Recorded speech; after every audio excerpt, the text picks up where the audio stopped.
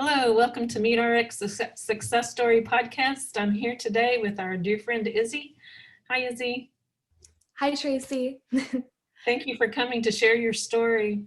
Can you begin by telling me what was your life like, your foods that you ate, and your health conditions before coming to carnivore? Yeah, so to start at the very beginning, when I was a little baby, I had pretty severe allergies, and I would have hives, asthma, chronic respiratory infections as young as like 2 years old. And my mom would go crazy trying to figure it out. Is it gluten? Is it eggs? Is it our laundry detergent? Like, what is going on? And she never really quite figured it out. So I, of course, had my inhaler every day, tons of creams for different rashes, essential oils, elimination diets, just the whole 9 yards. And my mom always really cared about my health, and she thought that the best way to go about things was to purchase organic foods and to shop at Whole Foods and things like that. But organic sugar and organic flour are still highly toxic, in my opinion, and as many of us know now. So throughout my childhood, my weight fluctuated a lot. I was 5'10" by the time I was in middle school. And so I kind of had these feelings of always being the biggest girl. And I started to develop a little bit of anxiety and body dysmorphia as a result of this. And kind of going back and forth between self-medicating from food and restricting really heavily. And it got to the point where in high school, I was sort of doing intermittent fasting, but not really, where I would like have a banana for breakfast and then try to make it last all the way till dinner. And at 16, I was still very much like, I can eat whatever I want as long as it's organic, as long as it's healthy. But I had started to develop mild scoliosis, which led to a lot of chronic pain and inflammation in my lower back and in my hips especially. And then by 16, I was having extremely heavy, extremely painful menstrual periods, to the point where I went to the ER multiple times because I thought it was my appendix or my gallbladder.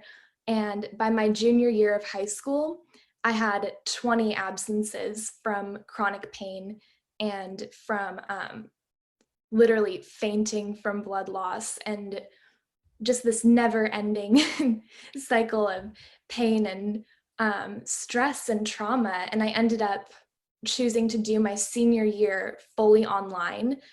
Pre-pandemic, I was ahead of the game. And I had my first surgery for endometriosis, which is what I had at 18 years old. And that was kind of my lowest point.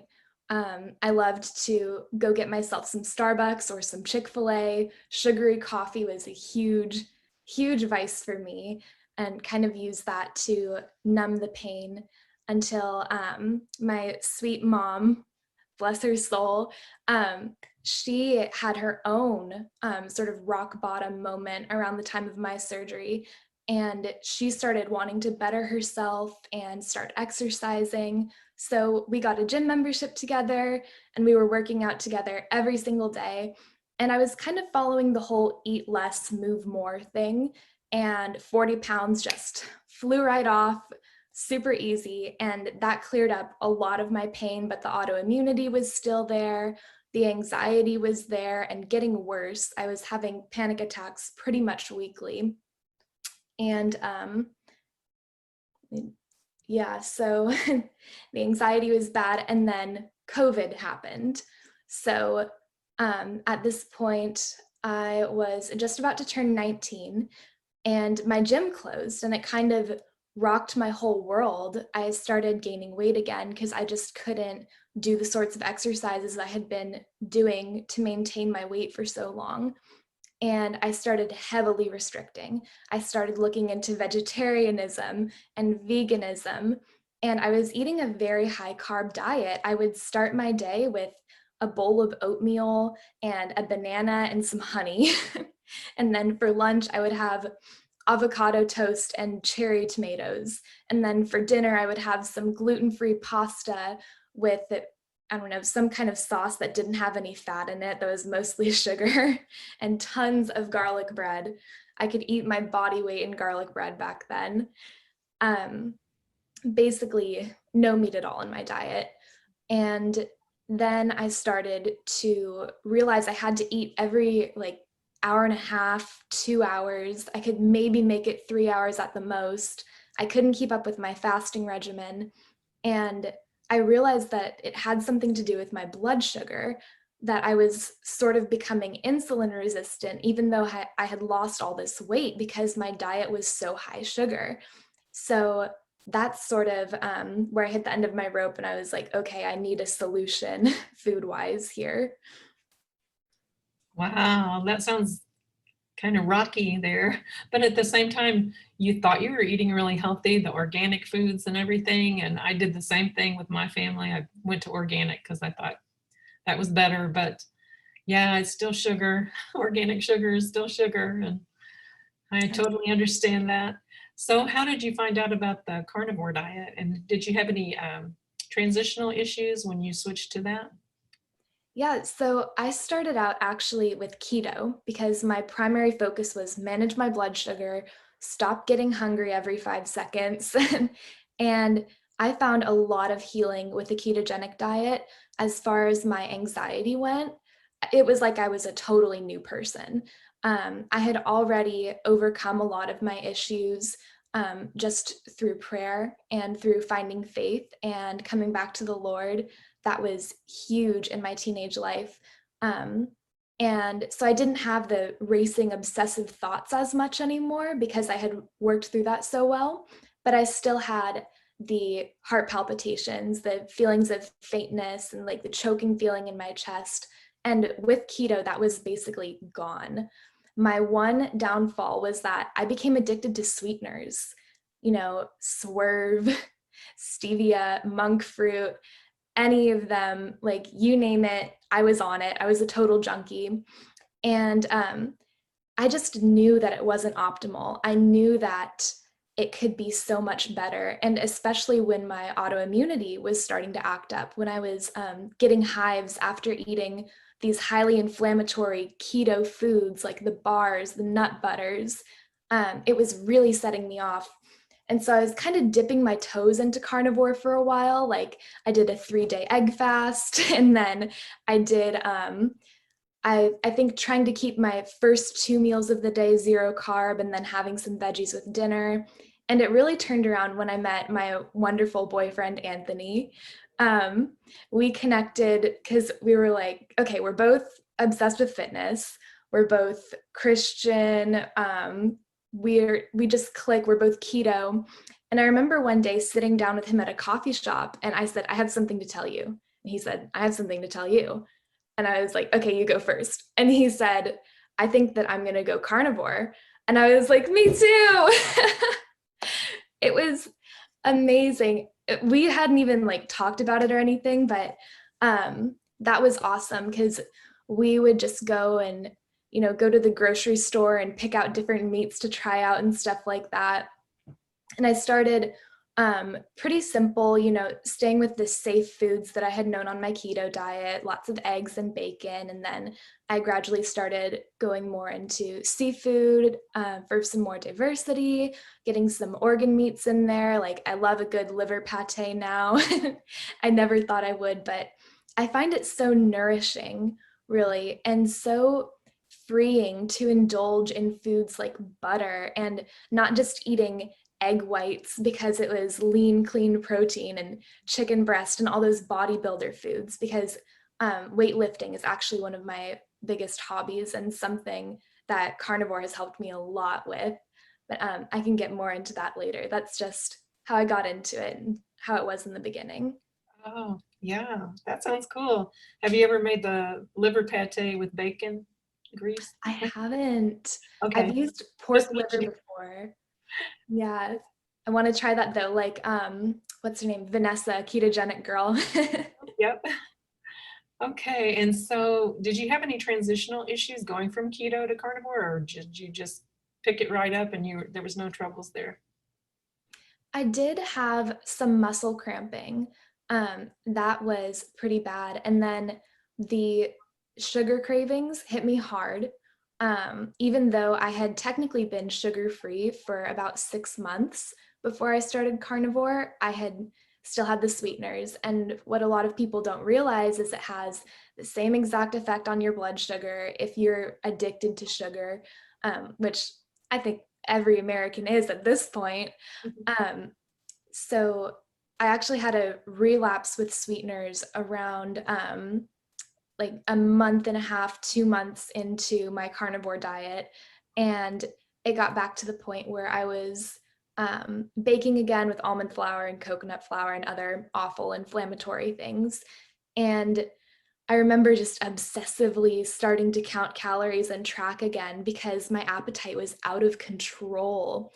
And my mom, who is a meat-based keto, like she hasn't quite given up on the bars or anything, but her diet is very close to mine. She kind of sat me down and she was like, just go carnivore again. Just stop it with this. And so I feel very blessed to have a support system in her and in my boyfriend. They know that it's what makes me happy. It makes me a better person. It makes me better to be around, more motivated. And yeah, they just set me straight. But weirdly, no gut issues that people seem to have transitionally. I think it was probably because my diet was so close to a carnivore diet and I kind of eased myself into it. So that's actually something I would probably recommend to anybody who's trying to get back into it or start it for the first time, is try to make 1 or 2 meals out of your day completely zero carb and then kind of ease into it. Yeah, that's a great idea. So can you tell me all the benefits that you noticed from going from keto to carnivore? I mean, and how did your body change? And I just would love to hear about all your healing. Yeah, absolutely. So, the number one thing that I always find myself thankful for is just lower inflammation in the body. And I say that because it's kind of an umbrella for so many things. Lower inflammation means better brain chemistry. It means you're waking up less bloated. It means you have less chronic pain. For me, it meant less hives, less seasonal allergies, less asthma. I haven't picked up my inhaler. I haven't seen my chiropractor.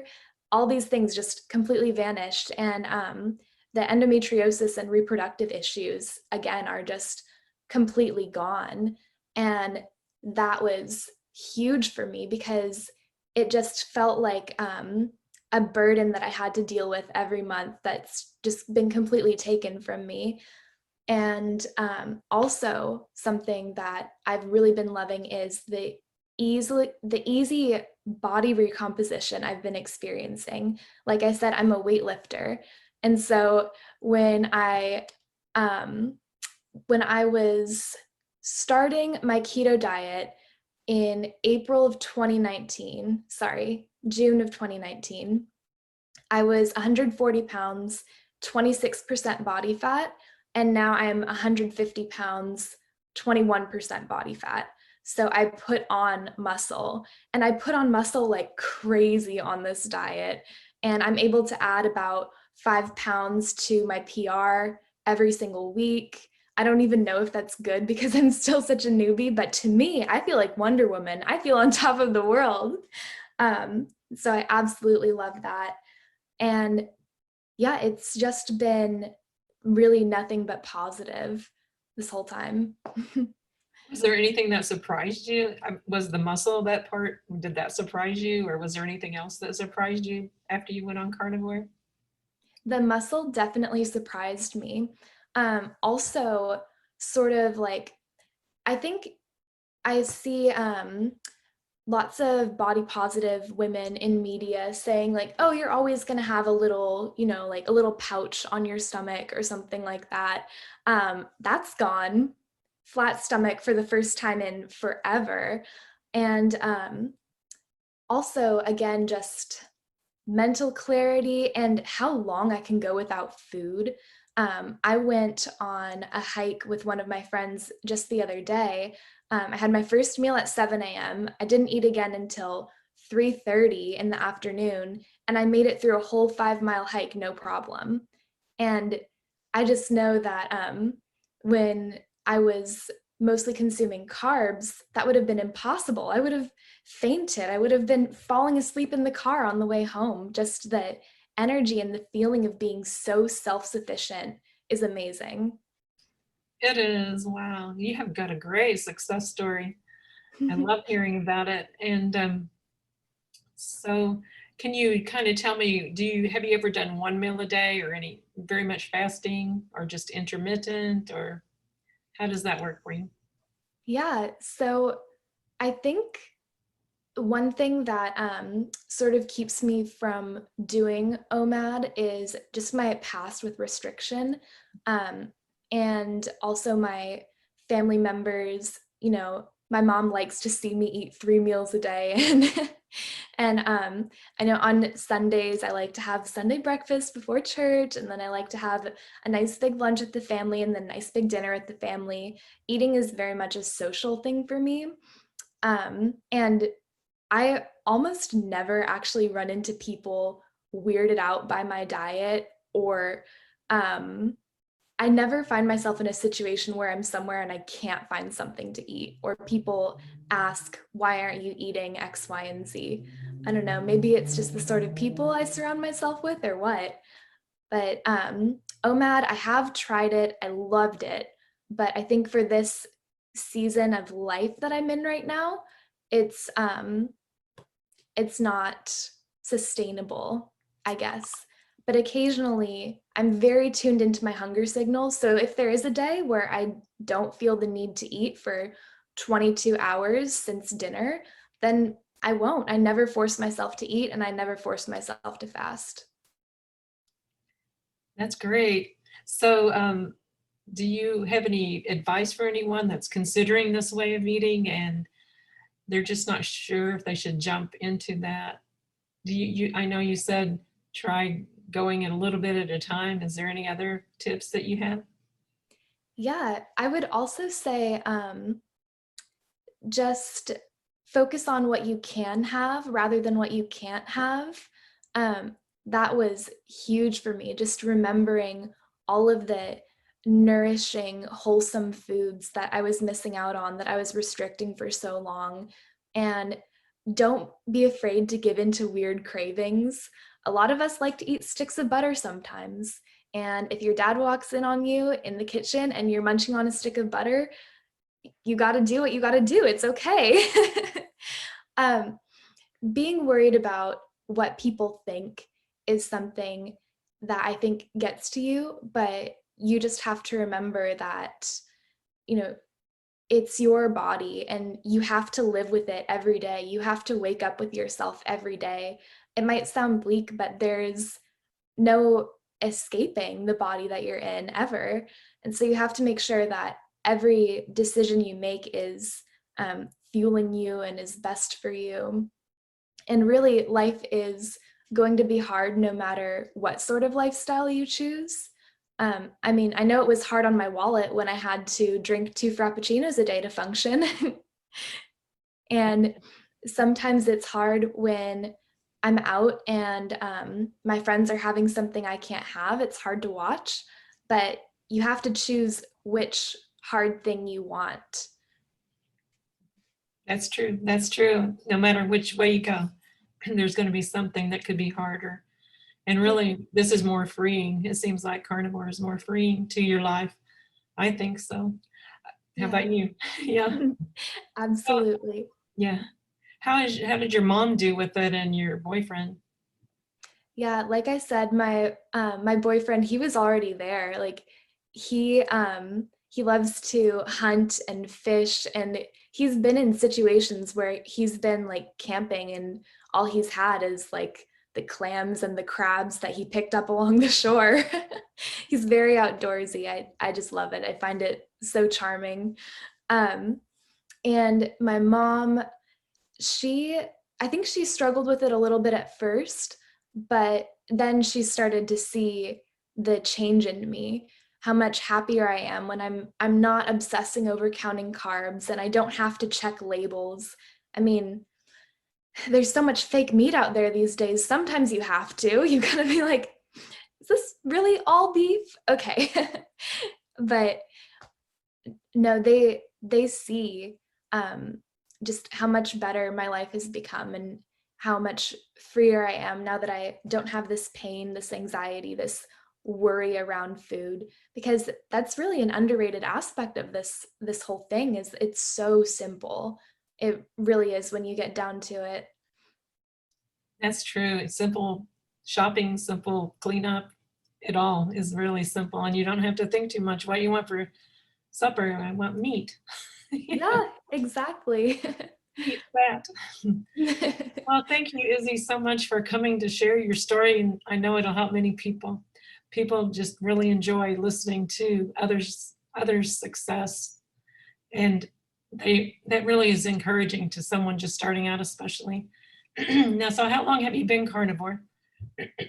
It has been about 5 months. Like I said, I did have about a month where I kind of fell off and got back on the sweeteners, but I was still in that time, even though my hunger levels were suffering and I was getting a little bit more of the anxiety around food because I felt out of control, I was still reaping all the benefits of a diet rich in fats and nutrients. So I still kind of count that time as part of my carnivore journey. Right. Yeah, it is a journey, and there's ups and downs, and you can't go by the scale either. I know I Oh found no. that out. I mean, as far as your success, because there's so many benefits and so many happy times, and I don't know, there's just a lot to it besides just the scale that you step on, and some people gain on carnivore because they do gain muscle, Yeah, but many people lose too. So it's a yeah. journey. It's a I journey. know. I know that if I had told myself, my old keto self, that I was gonna like take the plunge into carnivore and gain 10 pounds and be happier than I've ever been, I would have screamed at myself. I would have said no.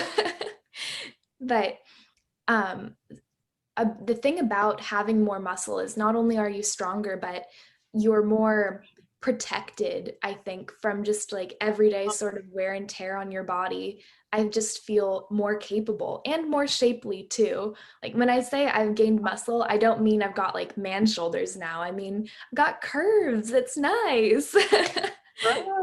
That's so true. Yeah, you do get stronger. And not only that, but you kind of rebuild your bone and everything. And so Yes. And that's big. building bone is important. Yeah, especially when you've been on a diet in the past that's been deficient in nutrients that you need. Right. Right.